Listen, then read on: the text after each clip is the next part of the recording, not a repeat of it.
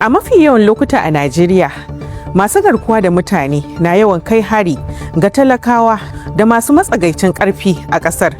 Sai dai yanzu lamarin ya fara ɗaukar wani sabon salo inda aka fara kaiwa wasu masu riƙe da manyan mukamai hari tare da sace su.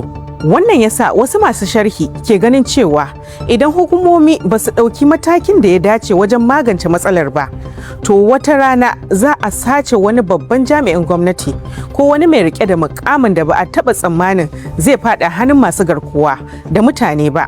Wannan na zuwa ne bayan wani lamari da ya faru a ƙarshen mako inda wasu 'yan bindiga suka sace wani alƙalin babban kotu a jihar Kebbi mai shari'a Faruku Hassan Bunza bayan sun kai hari gidansa da ke kan hanyar Zokirma a ƙaramar hukumar Bunza.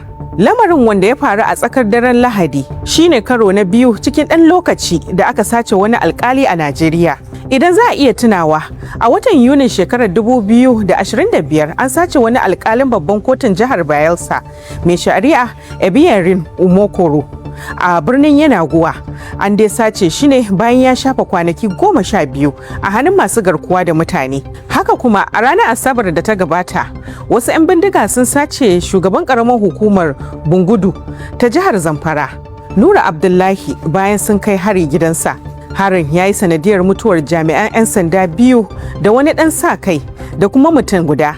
Sai dai jami'an tsaro sun yi nasarar ceto mutum 5 daga cikin iyalan shugaban karamar hukumar. Sannan suka fara gudanar da samame domin ceto shugaban karamar hukumar.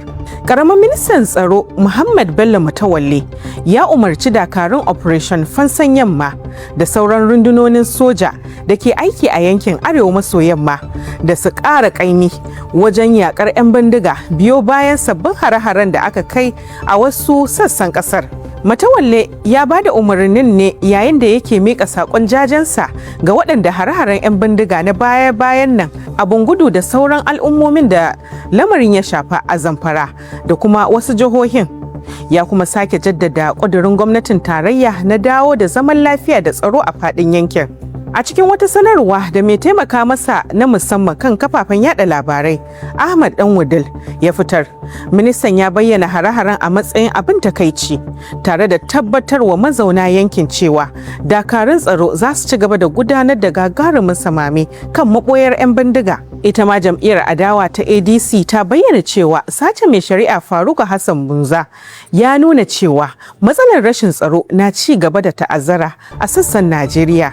Duk da alkawuran da gwamnati ke ci gaba da yi na cewa za ta magance matsalar. A cikin wata sanarwa da sakataren yada labarai na ƙasa na jam'iyyar Bolaji Abdullahi ya fitar, ya ce sace alkalin tare da hare-haren baya-bayan na a jihohin Zamfara, Benue da kuma Borno sun nuna buƙatar ɗauka matakai masu tsauri domin shawo kan matsalar rashin tsaro. Masana tsaro kuwa suna ganin cewa shawo kan matsalar rashin tsaro a Najeriya na buƙatar haɗin kai na kowa da kowa, tun daga gwamnati da jami'an tsaro zuwa shugabannin al'umma da sauran jama'a. Haka kuma suna ci gaba da ba gwamnati shawarar samarwa jami'an tsaro makamai da fasahohin zamani